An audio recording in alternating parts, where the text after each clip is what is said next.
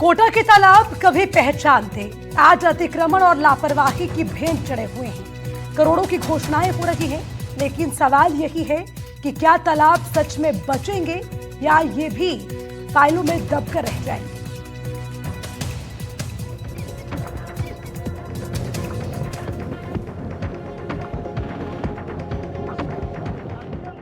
कोटा के तालाब कभी शहर की पहचान थे, लेकिन आज अतिक्रमण और लापरवाही की भेंट चढ़े हुए हैं। 19 तालाबों से शुरू हुई कहानी अब सिमटकर सिर्फ 12 पर आ गई है। सवाल यह है कि आखिर किसकी जिम्मेदारी है विनाश।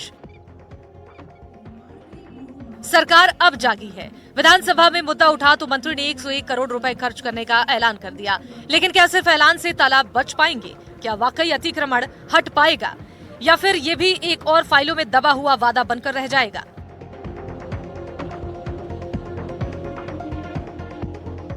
रंगबाड़ी तालाब पर 6 करोड़, दौलतगंज तालाब पर 150 करोड़, रानपुरा तालाब पर 7.7 करोड़, काला तालाब पर 3 करोड़ 25 लाख रुपए और किशोर सागर तालाब पर 82 करोड़ 31 लाख रुपए दिए गए हैं। ये है तालाबों पर करोड़ों की बरसात। लेकिन सवाल यही है कि क्या ये पैसा सच में तालाबों के संरक्षण और सौंदर्यीकरण पर लगेगा या फिर ये योजना भी सिर्फ कागजों में ही डूबी रह जाएंगी। जैसे ही मानसून सीजन आता है, कोटा शहर की कई बस्तियां जलमग्न हो जाती है, कई कॉलोनियों में जल भराव हो जाता है। लेकिन रियासत काल में जिस तरह से तालाब बनाए गए थे, वो तालाब जो है वो जल संरक्षण के साथ साथ कोटा को बाढ़ से बचाने का काम भी करते थे।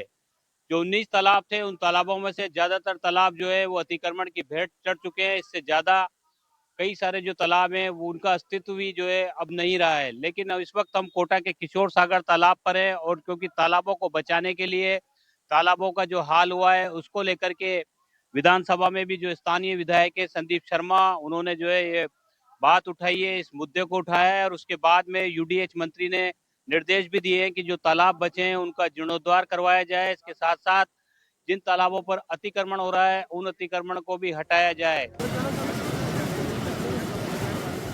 दौलतगंज तालाब पर 150 करोड़ की भारी भरकम योजना, क्या ये सिर्फ ठेकेदारों की जेब भरने का जरिया बनेगी? किशोर सागर तालाब पर 82 करोड़ से ज्यादा का वर्क ऑर्डर जारी, लेकिन क्या ये तालाब चमकेगा या फिर भ्रष्टाचार की परतों में दब जाएगा? रंगबाड़ी, रानपुर और काला तालाब पर करोड़ों का खर्च, लेकिन क्या ये सिर्फ दीवारों और फाइलों तक सीमित रहेगा?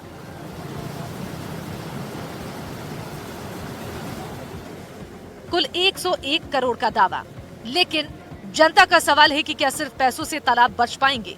आदेशों और घोषणाओं से तालाब नहीं लौटते, जमीन पर काम होना चाहिए।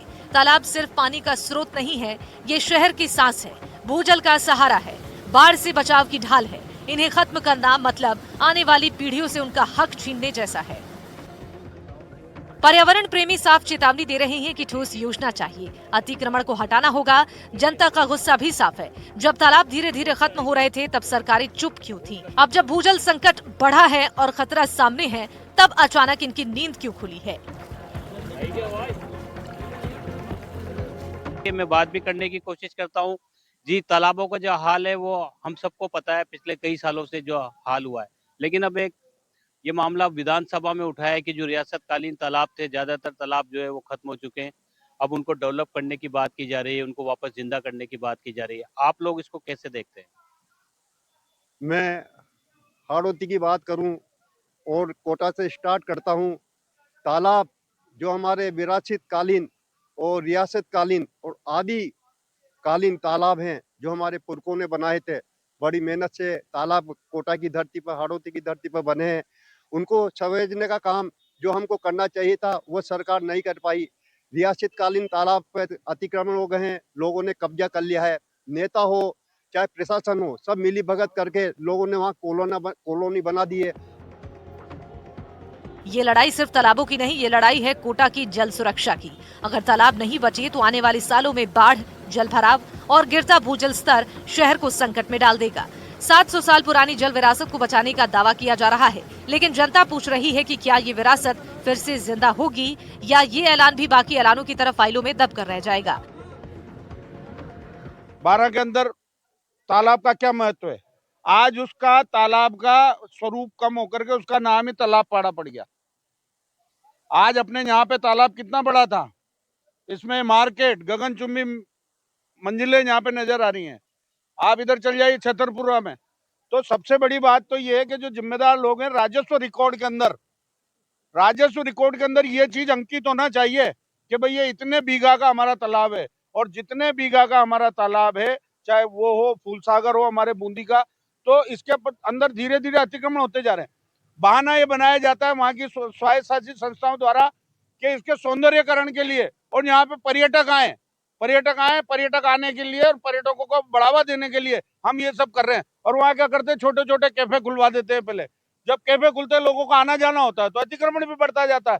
बाकी प्रशासन वहीं तक सीमित है, एक दुकान किराए पे देनी है उसको, और 27 दुकानों पे कब्जे करवाने हैं उनको।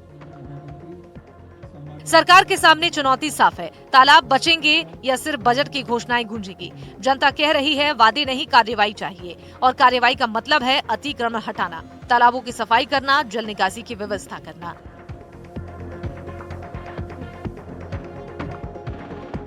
सरकार की ओर से और विधानसभा में जिस तरह से पूरा का पूरा मामला उठा है, उसके बाद कोटा के जो वन्यजीव प्रेमी है, प्रकृति प्रेमी है, उन्होंने इसका स्वागत किया है। और उनका कहना है कि जिस तरह से रियासतकालीन तालाब जो जिनका अस्तित्व खतरे में आ गया है, उनको जो है पुनर्जीवित किया जाए। इसके साथ साथ जहां अतिक्रमण हो गए हैं और वो तालाब जो खत्म हो गए हैं, वहां से अतिक्रमण भी हटाया जाए। बड़ी बात यह है कि जिस तरह से विधानसभा में मामला उठा है, उस पर उतनी ठोस कार्रवाई भी होनी चाहिए, इस तरह की उम्मीद की जा रही है।